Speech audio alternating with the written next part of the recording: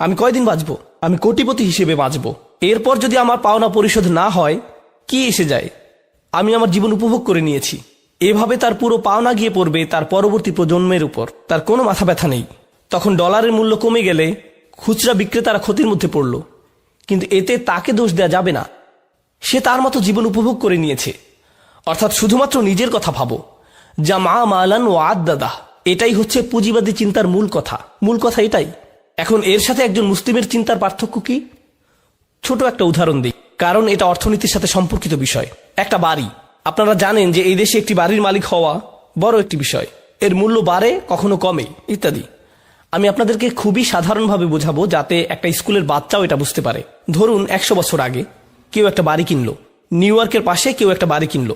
ধরা যাক সে এটা 50,000 টাকা দিয়ে কিনেছে। সে এটা ক্যাশ টাকায় কেনেনি, সে এটা লভ্যাংশ দিয়েও কেনেনি, সে ব্যাংক লোন নিয়ে কিনেছে। তাহলে সে 30 বছর ধরে 50,000 নয়, সে কত টাকা দিয়েছে? 1,50,000। এখন তারা যদি এটা বিক্রি করতে চায়, তারা কি এটা 60,000-এ বিক্রি করবে? না, তারা এটা 1,50,000-এ কিনেছে। তাই তারা অন্তত 2,50,000 বেচতে চাইবে। ধরা যাক তারা এটা 2,50,000-এ বেচল।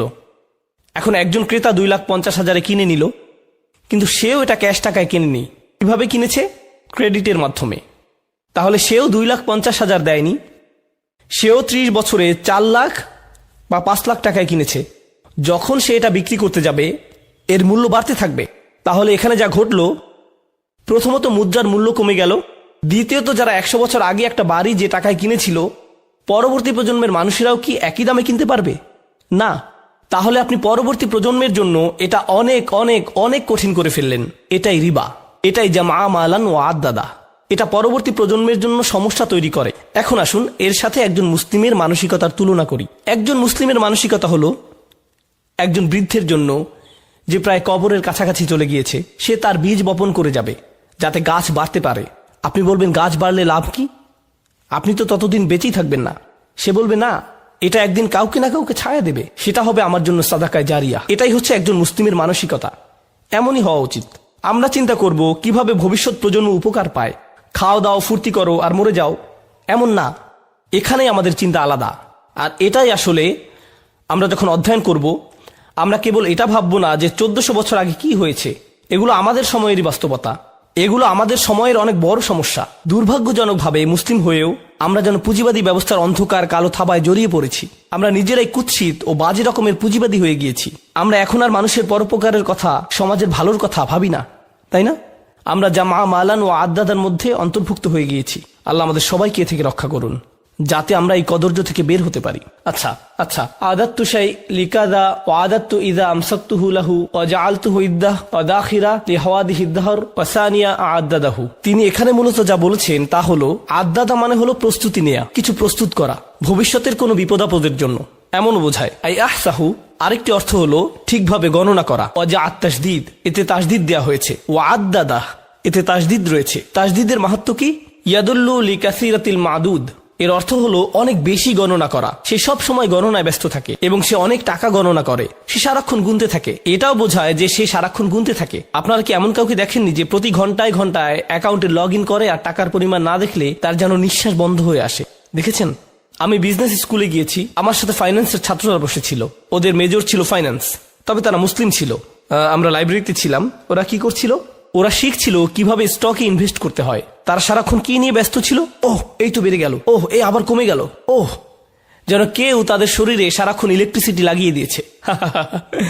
তারা তাদের ট্রেডিং অ্যাকাউন্টে ওহ আহ ইয়াতাখাব্বাসতুহু শাইতান মিনাল মাস, আল্লাহ বলেন যেন শয়তান তাদের স্পর্শ করছে, তাদের গুঁতো দিচ্ছে। ওরা অনবরত চেঁচিয়ে উঠছিল, ও মাই গড, ওহ আহ আবার ফিরে পেয়েছি। তারা সারাক্ষণ এমন প্রতিক্রিয়া দেখাচ্ছিল।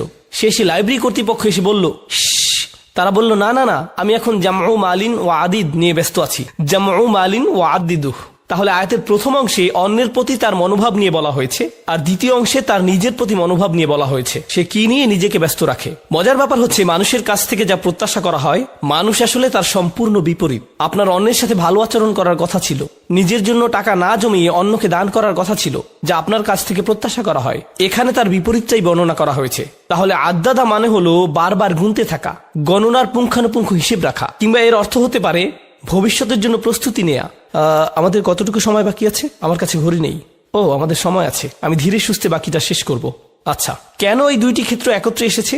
কেন এই দুইটি একত্রে এসেছে এবং এই দুইয়ের মধ্যে সম্পর্ক কি, আমরা সেটা নিয়ে আলোচনা করছি। তা হলো, একটি হচ্ছে অন্যের প্রতি মনোভাব, অপরটি হলো সেই নিজের প্রতি কিভাবে সেটা। এখন এক বচনে মালান শব্দটি দিয়ে কি বোঝায় আমরা সেটা জেনেছি, এবং এটা কিভাবে কারো জীবনে প্রভাব ফেলে সেই সম্পর্কে জেনেছি। এবার আমরা তৃতীয় আয়াত সম্পর্কে জানব। ইয়াহসাবু আন্না মালাহু আখলাদা। ইয়াহসাবু শব্দটি হচ্ছে মিন আফআলিল কুলুব, অর্থাৎ যেসব ক্রিয়া অন্তর বোঝাতে ব্যবহৃত হয়। অর্থাৎ এখন আল্লাহ তাআলা মানসিকতার দিকটি তুলে ধরছেন যে তার অন্তরে কি ঘটছে। প্রথম দুইটি আয়াত ছিল তার কাজের ব্যাপারে, এগুলো ছিল বাহ্যিকভাবে, কিন্তু তৃতীয় আয়াতে এসে তিনি বলছেন তার ভেতরের কথা, তার ভেতরে কি চলছে। ইয়াহসাবু, সে ভাবে, আন্না মালাহু আখলাদা, আর সম্পদ তাকে চিরস্থায়ী জীবন দিবে বা তাকে অমর করবে। এখন এখানে মূল বিষয়টি হচ্ছে মালাহু। এর আগের আয়াতে আমরা মালাহু পাইনি, আমরা পড়েছি আল্লাযী জামা মালান, কারণ সে নিজের জন্য সম্পদ জমাচ্ছে যা আসলে তার নিজের জন্য নয়, তবুও সে জমায়। মালান শব্দটি দিয়ে তার এই ভ্রান্তিকে চিহ্নিত করা হয়েছে। এবার যখন সে এত সম্পদ জমিয়ে ফেলেছে, এত সম্পদের মালিক হয়েছে, সে ভাবছে এগুলো তাকে চিরস্থায়ী জীবন দিবে। এখন এ থেকে আমরা কিছু গভীর প্রশ্নের সমাধান পাই। কেন মানুষ টাকার পেছনে ছোটে? এটা একটা বড় প্রশ্ন। যদি আপনি কোনো শিশুকে জিজ্ঞেস করেন তোমার কেন টাকা দরকার, সে বলবে আমি জানি না, আমার হয়তো পরে লাগবে। কিন্তু নিজেকে নিজে প্রশ্ন করুন, কেন আসলে মানুষ টাকার পেছনে ছোটে? আজকে যদি প্লেটে খাবার থাকে, আপনি আজ নিয়ে দুশ্চিন্তা করা বাদ দিবেন, আপনি আগামীকাল নিয়ে ভাববেন। অর্থাৎ আখলাদা শব্দের অর্থ কেবল চিরস্থায়ী জীবন নয়, এটা দিয়ে বোঝায় এমন কিছু যা চিরকাল অবিরামভাবে তাকে বাঁচিয়ে রাখবে। অর্থাৎ মানুষ দুশ্চিন্তা করে কারণ যদি তার সঞ্চয় না থাকে সে হয়তো বাঁচতে পারবে না। অনেকে দেখবেন যখন তার স্টক অ্যাকাউন্ট ধসে পড়ে সে আত্মহত্যা প্রবণ হয়ে পড়ে, কারণ সে তার বেঁচে থাকার সাথে সঞ্চয়কে মিলিয়ে ফেলেছে। তার প্লেটে এখন খাবার আছে এর সাথে নয়, বরং আগামীকালের জন্য সে যে খাবার সঞ্চয় করেছে তার সাথে। আখলাদা শব্দটি দিয়ে এটাও বোঝায় সে কেবল এটা ভাবে না যে সে সারা জীবন বাঁচবে, বরং এটাও ভাবে যে ভবিষ্যতে এটা তার কাজে লাগবে। এটা ইখলাদ থেকে এসেছে, খুলুদ থেকে। তার ভবিষ্যৎ সুনিশ্চিত হয়ে গিয়েছে কারণ তার সঞ্চয় আছে, সে এত এত সঞ্চয় করেছে। এখানে আরেকটি ব্যাপার হলো, এই ধারণাটি স্মৃতিস্তম্ভ বানানোর সাথে সম্পর্কিত। দেখবেন মানুষ চায় মানুষ তাকে মনে রাখুক। যে বিষয়গুলোর কারণে মানুষ কাউকে মনে রাখে তার একটি হলো সম্পদ। কেউ যদি পরকালে বিশ্বাস না করে, তার জীবনের শেষ পর্যায়ে সে সাদাকা দেয় না, সে হয়তো মানব কল্যাণে টাকা দেয়, হাসপাতাল, বিশ্ববিদ্যালয়ে টাকা দেয়, যাতে তার নামে স্মৃতিস্তম্ভ তৈরি হয়। এটাই তার জন্য একমাত্র বস্তু যাতে মানুষ তাকে মনে রাখবে। তাই সে অনেক অনেক টাকা আয় করে যাতে মানুষ তাকে এসব স্মৃতিস্তম্ভের কারণে মনে রাখে, যেগুলো নিছক পাথর বা মেটালের তৈরি জড়বস্তু দিয়ে বানানো। এই বিষয়টিও কোরআনে বলা হয়েছে। হুদ জাতির বিষয়ে বর্ণনাটি এসেছে। আল্লাহ আযজা ওয়াজাল্লা বলেন, আতাত্তাখিযুনা মাসানিআ লাআল্লাকুম তাখলুদুন। তাখলুদুন, তোমরা ভাস্কর্য তৈরি করছো এই মনে করে যে তোমরা চিরস্থায়ী হবে। এর সাথে চিরকাল বাঁচার সম্পর্ক কি? সম্পর্ক আছে। তাদের নাম, তাদের উত্তরাধিকার, তাদের স্মৃতি চিরকাল থাকবে। এইসব অপ্রয়োজনীয় স্মৃতিস্তম্ভ বানানোর পেছনে এটাই কি কারণ? তারা এইসব বিশাল স্তম্ভ বানাবে যা দিয়ে হাজারো লোককে খাওয়ানো যেত, কিন্তু না, তাদের এটা বানাতেই হবে। তাদের তো এইসবই সুন্দর স্থাপত্যের স্তম্ভ বানাতেই হবে। এটা কিন্তু মুসলিমদের মধ্যেও হচ্ছে। আপনারা বিভিন্ন গরিব মুসলিম দেশেও খুব সুন্দর সুন্দর স্তম্ভ দেখবেন, কিন্তু তাদের এটা বানাতেই হবে, কারণ এগুলো নাকি জাতীয় ঐক্যের প্রতীক। তাহলে যেসব গৃহহীন গরিব মানুষেরা স্তম্ভের পাশে শুয়ে থাকে তারা কিসের প্রতীক? তারাও কি আপনাদের জাতীয় ঐক্যের প্রতীক? সেখান থেকে কিছু টাকা তাদেরকে দিলে কি হতো? তারা এখন কি করবে? তারা কি সে স্তম্ভ খাবে? তারা এটা দিয়ে কি করবে? তো এভাবে টাকার অপচয় করা হচ্ছে। আর তারা বলছে এগুলো দিয়ে নাকি তারা তাদের জাতির মানুষদের কাছে চিরকাল বেঁচে থাকবে। এটা আসলে আমি আগেও এটা পড়েছি, আবার পড়ছি। এটা হচ্ছে পিরামিডের প্রতি একজন দার্শনিকের মনোভাব। তিনি এটা লিখেছিলেন। এটা একটা জাদুঘরে পিরামিডের ছবির নিচে লেখা ছিল। তার লেখাটা দেখুন, শান্ত এবং স্বয়ংসম্পূর্ণ, স্থির ও দৃঢ় পিরামিডের প্রতিধ্বনি অনন্তকাল ধরে বাজে। এটা মানুষের বেঁচে থাকার ইচ্ছার হাহাকারকে সংজ্ঞায়িত করেছিল আর সময়ের ঝড়কে ধরতে পেরেছিল। মানুষটা মারা যাবে, অন্তত তার বানানো পিরামিডটি সময়ের ঝড়কে ধরতে পারবে। অনন্তকালের প্রতি এটাই তার আকাঙ্ক্ষা, এটাই তার ইচ্ছা, যেন চিরকাল বেঁচে থাকা যায়। আল্লাহ এই ইচ্ছা মানুষের মধ্যে দিয়েছেন। এই আকাঙ্ক্ষা যদি জান্নাত লাভের প্রতি না হয়, এটা নিশ্চিতভাবেই নিজের ধন সম্পদ দিয়ে এসব স্মৃতিস্তম্ভ বানানোর দিকে যাবে। কিন্তু আকাঙ্ক্ষা থাকবেই। যেমন যে কোনো সুন্দর জিনিসের প্রশংসা করাটা আল্লাহ আমাদের মনে দিয়ে দিয়েছেন। অসাধারণ কোরআন তেলাওয়াত শুনে যদি আপনার ভালো না লাগে, এর মানে আপনি মিউজিকের প্রতি ঝুঁকে পড়েছেন। আকাঙ্ক্ষা কিন্তু থাকবেই, এর গতিপথ ঠিক করে দিতে হয়। এদিকে যাবে নয়তো ওদিকে যাবে। বুঝতে পেরেছেন? এটাই আমরা এখানে শিখছি। তো যারা, বলে রাখি, এটা আমার শিক্ষক ডক্টর আহমদের মন্তব্য। তিনি এই সূরা নিয়ে মন্তব্য করেছেন। তিনি বলেন, দুনিয়ার প্রতি মানুষের দুই ধরনের প্রলোভন থাকে। কোরআনে সাধারণত টাকা এবং সন্তানের কথা বলা হয়েছে, তাই না? আর তাকাসুর ফিল আমওয়ালি ওয়াল আওলাদ। আমরা দেখছি এই সূরায় কিসের কথা বলা হয়েছে? মাল, আওলাদ নয়। তিনি এটা নিয়ে মন্তব্য করেছেন, এটা তার নিজের চিন্তা। তিনি বলেন, আমি আমার জীবনে লক্ষ্য করেছি যাদের সন্তান নেই তারা টাকার প্রতি আরো বেশি মগ্ন হয়ে পড়ে। যদি সন্তান না থাকে, যদি আপনার সন্তান থাকে, আপনার দুটি বিষয় নিয়ে চিন্তা থাকে। কিন্তু যদি আপনার সন্তান না থাকে, তখন আপনি টাকা আয় করা, গণনা করা নিয়ে পুরোপুরি মগ্ন হয়ে পড়েন। আর যারা টাকা নিয়ে এত বেশি চিন্তিত, যদি আপনি তাদেরকে জিজ্ঞেস করেন তারা কেন সন্তান নেয় না, তারা কি কারণ দেখায়? আমি জানি না সন্তানের খরচ চালাতে পারবো কিনা, আমি জানি না আমাদের নিজেদের চলার টাকা আছে, আমি নিশ্চিত নই সন্তানের খরচ চালাতে পারবো কিনা, ভবিষ্যতের কথা ভেবে। যাই হোক, ইয়াহসাবু আন্না মালাহু আখলাদা এর তাফসিরে আসি। তাওয়াল আল মালু আমলাহু, তার ধন সম্পদ তার নিরাশা বাড়াবে। ওয়ামান্নাহুল আমানিয়াল বাঈদাহ, এটা তাকে কিছু অলিক কল্পনা দিবে যা বাস্তবতা থেকে অনেক দূরে, ততক্ষণ পর্যন্ত যতক্ষণ না সে নিজেকে গভীরভাবে উদাসীন করে তোলে এবং তার মিথ্যা আশাকে প্রলম্বিত করে। ইয়াহসাবু আন্না মালাহু তারাকাহু খালিদান, সে মনে করে তার সম্পদ তাকে চিরস্থায়ী করবে। ফিদ দুনিয়া লা ইয়ামুত, এই দুনিয়ায় যেন সে কখনো মরবে না। এটা দিয়ে পরকালকেও বোঝানো হয়েছে। সে মনে করে, আর হ্যাঁ, এটা বোঝাটা খুবই জরুরি, এমন অনেকে আছে যারা মনে করে আল্লাহ তাদেরকে এত বেশি দিয়েছেন তাই তারা পরকালেও পার পেয়ে যাবে। হে, আল্লাহ আমাকে এত ভালোবাসেন, তিনি আমাকে এত এত সম্পদ দিয়েছেন, আল্লাহ নিশ্চয়ই পরকালেও আমার জন্য ভালো কিছুই দিবেন। আমাদের অনেকের চিন্তা ভাবনা এমন। এটা আসলে খ্রিস্টান প্রোটেস্ট্যান্টদের বিশ্বাসের মূল ভিত্তি। তারা আপনাকে বলবে গড চান যেন আপনি প্রমোশন পান, তিনি চান যেন আপনি বেশি বেশি টাকা কামাতে পারেন, তিনি চান যেন আপনি লোনটা পান, কারণ তিনি আপনাকে ভালোবাসেন। বেশি টাকা কামানো মানে আল্লাহ আপনাকে ভালোবাসেন। এই নিয়ে একটা ঘটনা কোরআনে সূরা কাহাফে বর্ণিত হয়েছে। সে ভেবেছে যেহেতু তার বাগানটা বেশি সুন্দর, সেহেতু ওমা আযুন্নু সাআতা কাইমাতান, আমার মনে হয় না কিয়ামতে আমার আর কোনো সমস্যা হবে। ওয়ালা ইরুদিতু ইলা রাব্বি, যদি কখনো আমার পালনকর্তার কাছে আমাকে পৌঁছে দেয়া হয়, লা আজিদান্না খায়রাম মিনহা মুনকালাবা, তবে সেখানে এর চাইতে উৎকৃষ্ট কিছু পাবো। আল্লাহ আমাকে শুধু দুনিয়ায় ধন সম্পদ দিবেন না, আখিরাতেও দিবেন। তুমি এখানে গরিব আছো, সেখানেও গরিব থাকবে। এটাই ছিল চিন্তা ভাবনা। বলে রাখি, দুর্ভাগ্যবশত এমন মানসিকতা, বিশ্বাস করুন বা না করুন, আমাদের অনেক মুসলিম ভাইদের মধ্যে ঢুকে গেছে। তারা ভাবে আল্লাহ আমাকে অনেক বেশি ভালোবাসেন, আমাদের থাকার জন্য সুন্দর বাড়ি আছে, ভালো চাকরি আছে, বড় ব্যবসা আছে, পরিষ্কারভাবে বোঝা যাচ্ছে আল্লাহ আমাকে ভালোবাসেন, তিনি আমার মধ্যে এমন কিছু পেয়েছেন যা অন্যদের মধ্যে পাননি। তাহলে আর চিন্তা কি? আল্লাহ আমার সাথেই আছেন। আসলে যেগুলোর জন্য আপনি আল্লাহকে ধন্যবাদ দিচ্ছেন, প্রকৃতপক্ষে এগুলো মূলত একটা পরীক্ষা। কিছু মানুষের জন্য দারিদ্র্য হচ্ছে পরীক্ষা, আর কিছু মানুষের জন্য ধন সম্পদ হচ্ছে পরীক্ষা। দুটোই পরীক্ষা, কোনোটাই আসলে কাউকে কারো চেয়ে এগিয়ে রাখে না। তাই আমি বলছি না যে ধনীদের জন্য পরীক্ষা বেশি আর গরিবরা কম পরীক্ষায় আছে। আমাদেরকে বুঝতে হবে যে দুটোই পরীক্ষা, দুটো অবস্থায় আসলে পরীক্ষা। আল্লাহ আমাদেরকে এই পরীক্ষাকে অনুধাবন করার শক্তি দিন এবং আমাদেরকে এমন একটি জীবন দিন যেন আমরা এই পরীক্ষায় উত্তীর্ণ হতে পারি। ওয়ালাম আন্না আখলাদাহু ও খালাদাহু বিমান ওয়াহিদা, শাওকানি বলেছেন এখানে আখলাদা ও খালাদা শব্দ দুটির অর্থ একই। সুম্মা ফিত তাফসির উজুহু আহাদুহা, কিন্তু তাফসিরে এগুলোকে আলাদাভাবে অর্থ করা হয়েছে। ইয়াতামিলা আইয়াকুন আল মানা তুল আল মাল তাউল আল মাল আমলাহু, এর একটি অর্থ হতে পারে তার ধন সম্পদ তার আশাকে প্রলম্বিত করে, এই জন্যই সে ভাবে যে সে চিরকাল বেঁচে থাকবে। আলাম ইয়াকুল ইউখলিদুহু, তিনি এখানে বলেননি যে এটা তাকে চিরস্থায়ী জীবন দিবে। তিনি এখানে বর্তমান বা ভবিষ্যৎকাল ব্যবহার করেননি, তিনি অতীতকাল ব্যবহার করেছেন। লিআন্নাল মুরাদ ইয়াহসাবু হাযাল ইনসান, কারণ এর অর্থ হচ্ছে মানুষ মনে করে আন্নাল মালা দিমনুল্লাহুল খুলুদ ওয়া আতাহুল আমান মিনাল মাউত ওয়া কাআন্নাহু হাকামা ওয়া কাদ ফারাকা মিনহু অলিজালিকা যাকারাহু আল মাদি। তিনি এখানে যা বলেছেন তা হলো, এর কারণ হচ্ছে মানুষ মনে করে যেহেতু তার ধন সম্পদ আছে, এই দিয়ে প্রমাণ হয় আমি পার পেয়ে গিয়েছি, আমাকে আর ভবিষ্যৎ নিয়ে ভাবতে হবে না, কারণ আমার টাকা পয়সা আছে। অর্থাৎ আখিরাতের সতর্কতা, ভবিষ্যতের সতর্কতা তাকে ভাবায় না। তার মাথায় শুরুতেই যা আসে তা হলো আমি ঠিক আছি, আমার কোনো সমস্যা নেই, অন্যদের এসবে সমস্যা হতে পারে, আমি পার পেয়ে যাব। কেউ কেউ আবার ভাবে, এই সূরার তাফসিরে মুফতি আহমদ শফি এটা বলেছেন, এটা রেকর্ড করা আছে, তিনি বলেন কিছু মানুষ আছে তারা ভাবে তারা জান্নাত কিনতে পারবে। যখন তাদেরকে সতর্ক করা হয় তারা ভাবে আমার তো অনেক টাকা, যদিও আমি আল্লাহর হুকুম মানছি না, তবে আমি এর একটা ব্যবস্থা করে ফেলবো। সামনের হজে আমি এলিট প্যাকেজে যাব, এলিট প্যাকেজে গেলে কোনো সিকিউরিটি গেটে আমাকে আটকাবে না, এরপর একদম সোজা জান্নাতে চলে যাব, মানে জান্নাত আমার জন্য অপেক্ষা করছে।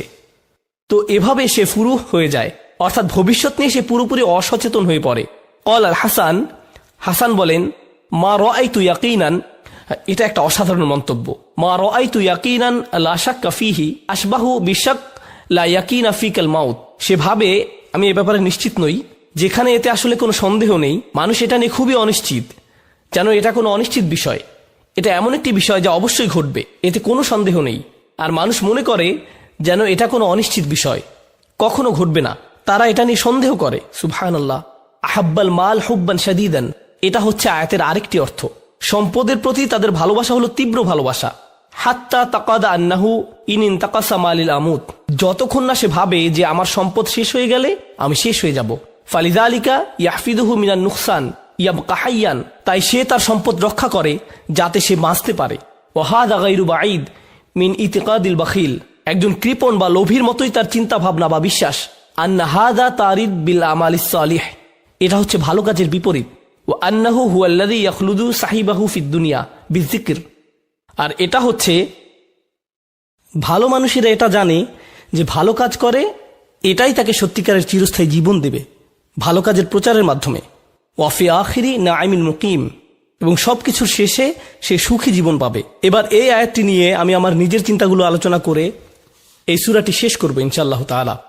এই সূরার শেষটা অসাধারণ। আল্লাহ আযজা ওয়া জাল্লা 5টি অপরাধের কথা বলেছেন। হুমাজা, লুমাজা, জামা মালান, আদ্দাদা এবং ইয়াহসাবু। আল হুসুব আন্নাল মাল আখলাদাহু, আল হুসবান আন্নাল মাল আখলাদাহু, ইয়াহসাবু আন্নাল মালাহু ও আখলাদাহ। এই 5টি অপরাধ যদি আপনি সূরার শেষে দেখেন, আল্লাহ 5টি শাস্তির বর্ণনা দিয়েছেন। আল হুতামা নারুল্লাহিল মুকাদা আল্লাতী তাত্তালিউ আলাল আফইদা, তৃতীয়। ইন্নাহা আলাইহিম মুসদা, চতুর্থ। ফি আমাদিম মুমাদ্দাদা, পঞ্চম। আর যারা এসব কাজের সাথে জড়িয়ে গেছে তাদের অন্তরে কি অসাধারণভাবে ভয় ঢুকিয়ে দেয়া হয়েছে। কাল্লা লায়ুমবাদান্না ফিল হুতামা, হুতাম শব্দটির আরেকটি অর্থ হলো ভাঙা। হুতাম শব্দের মূল অর্থ কাসরা, যার অর্থ ভাঙা। হুতামা শব্দটি দিয়ে বোঝায় এমন ফসল যা হলুদ হয়ে গিয়েছে, অর্থাৎ তোলার সময় হয়েছে। মানুষ একে তুলতে গেলে কি হয়? একে ভাঙা হয়, ছিঁড়ে ফেলা হয়। এই শব্দটি সূরার অন্য একটি শব্দের বিপরীত, সেটা হলো কারো উদ্যম ভাঙা। মনে আছে আপনাদের? আল হুমাজ কাসর, তাই না? আপনি অন্য মানুষের উদ্যম ও সম্মান ভাঙবেন, এর ফলে আপনি নিজেকেই ভাঙা অবস্থায় দেখতে পাবেন। এটা আপনাকে ধ্বংস করে দিবে। হুতামা, সুবহানাল্লাহ। এই দুইটি শব্দের মধ্যে কি চমৎকার মিল। যখন পিঁপড়ারা সুলাইমান আলাইহিস সালামকে ভয় পেল, তারা বলল লায়াহতিমান্নাকুম, সুলাইমান যেন আমাদের উপর দিয়ে না যায়, আমাদেরকে পিষে না দেয়, ভেঙে না দেয়। কেউ কেউ বলেন হুতামা হচ্ছে জাহান্নামের চতুর্থ বা ষষ্ঠ স্তর। আল্লাহু আলাম, এটা শুধু মন্তব্য, আমি এর সপক্ষে কোনো হাদিস পাইনি বা কোনো সাহাবী বলেছেন এমন পাইনি। এই আগুন হচ্ছে আল্লাহর, আমরা এটা নিয়ে একটু পরে আলোচনা করছি। আগে এই আয়াতের ব্যাখ্যা শেষ করে নিই। কাল্লা লায়ুমবাদান্না, আরবিতে নাবাদা শব্দের অর্থ হচ্ছে এমন কিছু ফেলে দেয়া যার কোনো মূল্য নেই। নাবাদা মানে এমন কিছু ফেলে দেয়া যার কোনো মূল্য নেই। আল্লাহ বলেন না, কখনোই না। সে বলে তার সম্পদ তাকে চিরস্থায়ী জীবন দেবে। আল্লাহ খারিজ করে দিলেন। তিনি বললেন না, কখনোই না, বরং নিশ্চিতভাবেই এতে কোনো সন্দেহ নেই। এখানে লা আসায় আমি এই শব্দগুলো জোর দিয়ে বলছি, লা, এবং শেষে 2টি নুন এসেছে। আল্লাহ বলেন লায়ুম বাজান্না, তাকে অবশ্যই ছুঁড়ে মারা হবে। এটা হচ্ছে এমন কিছু ছুঁড়ে মারা যার কোনো মূল্য নেই। এই শব্দটি বনী ইসরাইলের মানুষদের বোঝাতে ব্যবহৃত হয়েছিল যখন তারা তাওরাত তাদের পেছনে ছুঁড়ে ফেলে দিয়েছিল। নাবাদা ফারিকুম মিনাল্লাযীনা উতুল কিতাব কিতাবাল্লাহি ওয়ারাআ যুহুরিহিম, তারা এটা তাদের পেছনে ছুঁড়ে ফেলে দিয়েছিল, কারণ তাদের কাছে এর কোনো মূল্য ছিল না। সে মনে করেছে তার কাছে পৃথিবীর সবচেয়ে মূল্যবান জিনিসটি আছে। সেটা কি? তার সম্পদ। সে কেন মানুষদের সাথে এভাবে কথা বলে জানেন? কারণ তার টাকা আছে। সে ভেবেছে সে পার পেয়ে যাবে। কে আমার উপর কথা বলবে? আমি আমার কর্মচারীর সাথে এভাবে কথা বলতেই পারি। আমি হচ্ছে ইসলামিক সেন্টারের সবচেয়ে বড় দাতা। কে আমার উপর কথা বলবে? আমার টাকা ছাড়া তো স্কুল চলতেই পারবে না। আমি যেভাবে ইচ্ছা সেভাবেই চলতে পারবো, আমি যেভাবে ইচ্ছা সেভাবেই বলতে পারি। এ তো কেবল টাকার ব্ল্যাঙ্ক চেক নয়, এটা আমার মুখের জন্য একটা ব্ল্যাঙ্ক চেক। বুঝতে পারছেন? সে এভাবেই ভাবে। এখন পরিশেষে সে নিজেই মূল্যহীন হয়ে গেছে। তাকে ময়লা আবর্জনার মতো নিক্ষেপ করা হবে ফিল হুতামা, আল হুতামার মধ্যে। সবচেয়ে জঘন্য জায়গায়। আসানি মানাহু লায়ুম বাজান্না ফিল লাম তাওয়াল কসম। আল্লাহ এখানে লায়ুম বাজান্না শব্দে লাম আসায় বোঝা যাচ্ছে এখানে শপথ করা হয়েছে। মানে হচ্ছে আল্লাহ বলছেন আমি শপথ করে বলছি তাকে নিক্ষেপ করা হবে। শুধু অবশ্যই অবশ্যই অবশ্যই নিক্ষেপ করা হবে বলেননি, আল্লাহ এখানে সরাসরি শপথ করে বলেছেন। আরেকটি বিষয় হচ্ছে লায়ুম বাজান্না শব্দটি কিছু কিরাতে এভাবে উচ্চারিত হয়েছে লায়ুম বাজান্না। এখানে পার্থক্য কি হলো? লায়ুম বাজান্না লায়ুম বাজান্না দীর্ঘ করে পড়া হয়েছে, তাই না? একটা অতিরিক্ত আলিফ দিয়ে পড়া হয়। দ্বিতীয়ত এর অর্থ হুয়া আমালুহু, সে এবং তার সম্পদকে নিক্ষেপ করা হবে। তুমি একে এতই ভালোবেসেছো, যাও এর সাথেই থাকো। তুমি কখনোই একে ছাড়তে চাও না, ঠিক আছে, একে আর কখনোই ছাড়তে হবে না, এগুলো সবই তোমাকে নিক্ষেপ করা হবে। সুবহানাল্লাহ। হুয়া ওয়া মালুহু। তো আর বলে রাখি ফিল হুতামা এখানে ফি শব্দটি ব্যবহার করায় তক্তাদি আন্নাহু মাউদিউন লাহু কা আমিকুন জিদ্দান কালবীর। ফি শব্দটি দিয়ে বোঝা যায় সে এর মধ্যে নিক্ষেপিত হবে, মানে হচ্ছে সেই জায়গাটি খুব বেশি গভীর, তাকে এর ভেতরে একদম তলদেশে নিক্ষেপ করা হবে। লায়ুম বাজান্না বিযম্মিম জাল, একে লায়ুম বাজান্নাও পড়া হয়। তাহলে এর তিনটি কিরাত আছে, লায়ুম বাজান্না, লায়ুম বাজান্না আর লায়ুম বাজুন্না। হুয়া ওয়া আনসারুহু, সে এবং তাকে যারা সাহায্য করেছে সবারই একই পরিণতি হবে। তাহলে তিনটি ব্যাখ্যা, সে নিজে, সে আর তার সম্পদ, সে এবং তার সব বন্ধু, তার সমস্ত কাছের মানুষ। ওয়া সুম্মিয়াত আন্না